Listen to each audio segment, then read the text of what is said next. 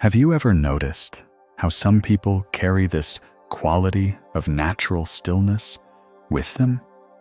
Like they've discovered something that makes all the mental noise just irrelevant, while you're caught up in the endless stream of thoughts, worries, mental chatter. They seem to exist from a place where none of that touches them. What if I told you this inner silence isn't something they developed through years of practice? It's something they remembered about their true nature. And what I'm about to show you will completely change how you see your relationship with your mind. Here's something that will completely change how you approach mental stillness. Your mind isn't supposed to stop.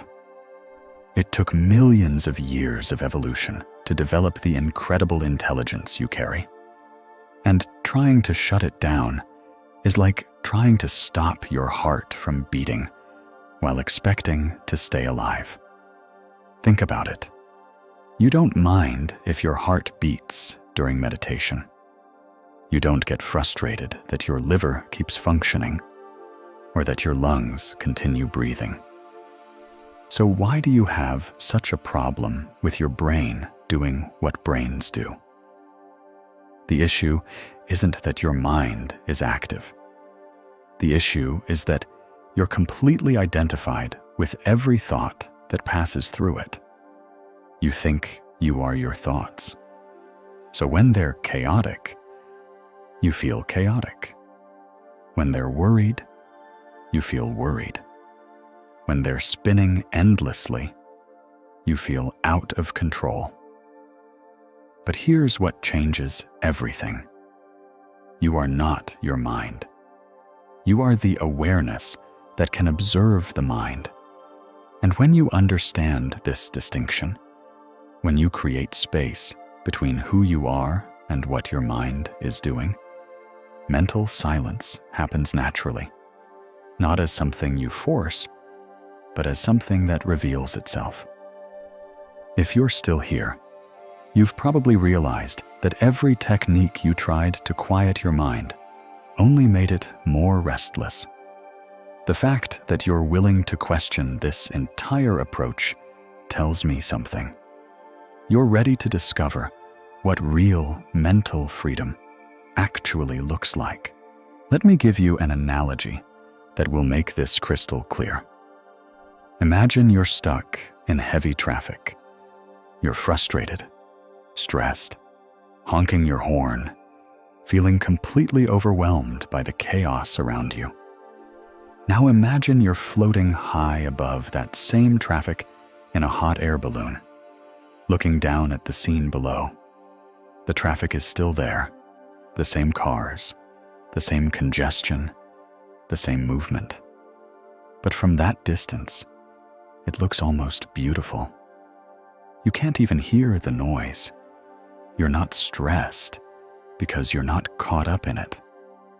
This is exactly what happens when you create distance between yourself and your mind's activity. The thoughts are still there. They haven't stopped. But you're no longer trapped inside them. You're observing them from a place of spacious awareness. Right now, as you're reading this, there's probably some background mental chatter happening. Maybe it's commenting on what I'm saying. Maybe it's planning what you'll do later. But notice, there's something in you that can observe that chatter. That observer, that awareness, is who you really are. When you learn to rest in that observing awareness, instead of getting caught up in the mental traffic, everything changes. The mind continues doing what minds do, but you're free. Right now, let's try something together. For the next 30 seconds, instead of trying to stop your thoughts, simply notice that you can observe them. Don't judge the thoughts. Don't try to change them. Just watch them, like you're sitting by a window, watching people walk by. Notice that there's a part of you that can watch thoughts without being the thoughts. That watching presence, calm, spacious, naturally peaceful. That's where mental silence actually lives. If this is resonating with you, please subscribe. Here's why your mind feels so out of control. You've been consuming the wrong mental food. Just like eating bad food causes physical problems, identifying with things you're not causes mental chaos. Every time you think, "I am anxious," instead of "anxiety is arising," you've identified with a temporary mental state. Every time you believe, "I'm not good enough," instead of recognizing it as a passing thought, you've confused yourself with mental content. This misidentification is what keeps the mind spinning endlessly. When you think you are your thoughts, your mind has to keep running constantly to maintain the illusion of being someone. But when you stop identifying with what you're not, your thoughts, your emotions, your mental stories, even your roles and achievements, something remarkable happens. The mind naturally settles because it no longer needs to work so hard to prop up a false identity. Your mind becomes like your hands. Right now, your hands are probably relaxed, unless you're using them. When you need them, you use them. When you don't, they rest naturally. A healthy mind works the same way. The difference between mental chaos and mental silence isn't that silent people have stopped their minds. It's that they've learned to use their minds as tools instead of being used by them. Think of your intelligence, your ability to think and reason. For most people right now, this incredible capacity is completely out of control, telling its own stories all the time, instead of serving you. It's like having hands that constantly move around without your direction. You'd never tolerate that with your physical body, yet you accept it as normal for your mind. Mental silence happens when your mind does what you want it to do, when you want it to do it. When you're not using it, it rests naturally in stillness. When you need it for solving problems, creating, or planning, it engages fully. This isn't about suppressing thoughts or forcing emptiness.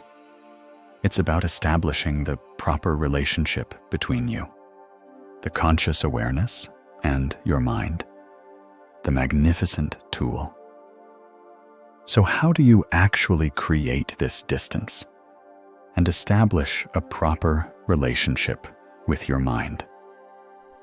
The key is learning to shift from being the thinker to being the observer of thinking.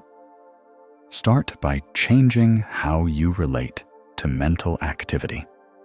Instead of saying, "I'm thinking about," begin saying, "Thoughts about are arising."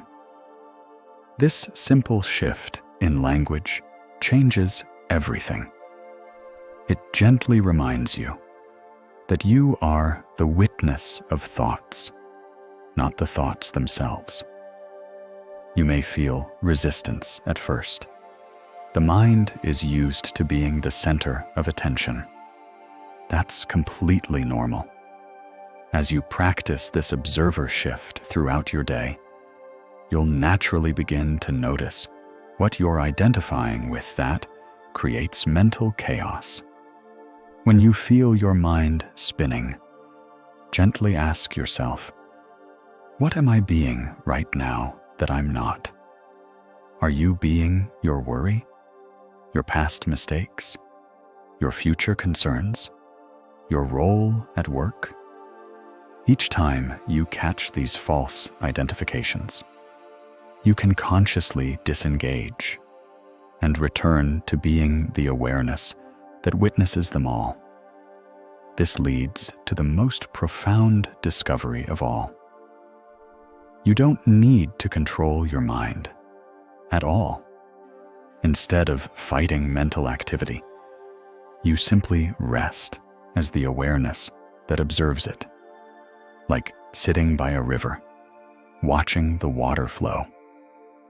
You don't need to stop the river. You just need to remember, you're not the river. You are the conscious space in which all mental activity appears and dissolves. When you consistently practice being the observer rather than the observed, mental silence emerges naturally as your mind's default state. The stillness isn't something you create. It's what remains when you stop pretending to be what you're not. Over the next few weeks, you'll start to notice the difference between being caught up in mental activity and resting as the awareness that observes it.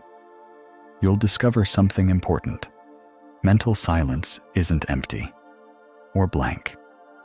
It's alive, intelligent, and naturally peaceful. You'll notice that when you stop fighting your mind, it naturally settles. When you stop trying to be your thoughts, you remember who you actually are. Each time you rest as observing awareness, you strengthen your ability to live from this place of natural stillness. If this understanding of the mind as a tool rather than a master speaks to you, you're exactly who this channel is for. People who are ready to stop fighting their minds and start using them consciously.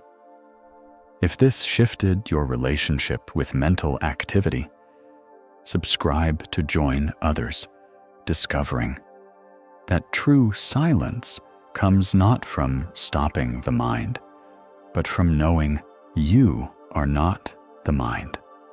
Share in the comments what you noticed when you tried observing rather than controlling.